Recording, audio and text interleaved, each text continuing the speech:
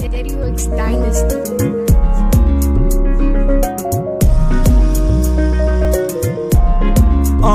Me coulda dey my fire, mo game. Atifeta retire, God bless me, don't let me be a liar. Rhythm, the virus and the put it on the sea and the Urayan. The one name I use, Sarga Mota Zema Waya.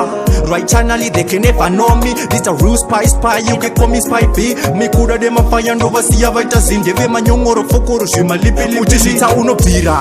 Ndongo kuti fuck you, Ndoku Sachimoto Kupura Shangtu. Me odi dead like a real kamfu. To what tika sema pia reku Dino pisa pura soto.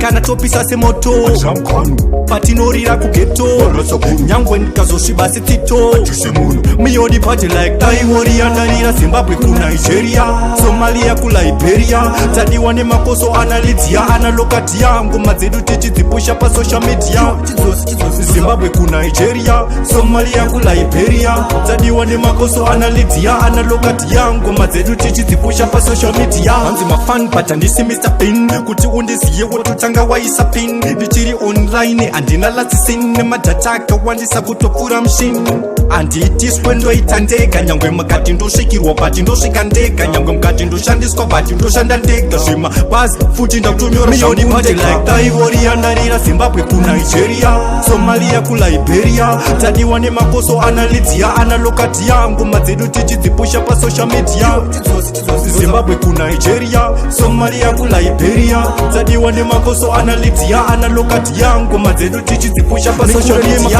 mu game atipeta retire God bless me don't let me be a liar rhythm ndavirisa ndaputisa ndasiya ndauraya ndadiwa ne mayusi sarga mota dzema waya right channel they can never know me this a real spy you can call me spy B me coulda dey mafaya ndovasiya vaita zindeve manyongoro fokoro zvima lipi uchizvita unobvira ndongo kuti fuck you ndokuonesa chimoto kupfura shangtu miyodi dead like a real kamfu towatsika sema pia reku ndinopisa pura soto kana topisa se moto patinorira kugeto nyangwe nikazosviba se tito miyodi party like Ivory andarira Zimbabwe ku Nigeria Somalia ku Liberia tadiwa ne makoso analidzia analokati yangu madzedu tichidzipusha pa social media Zimbabwe ku Nigeria Somalia ku Liberia tadiwa ne makoso analidzia analokati yangu madzedu tichidzipusha pa social media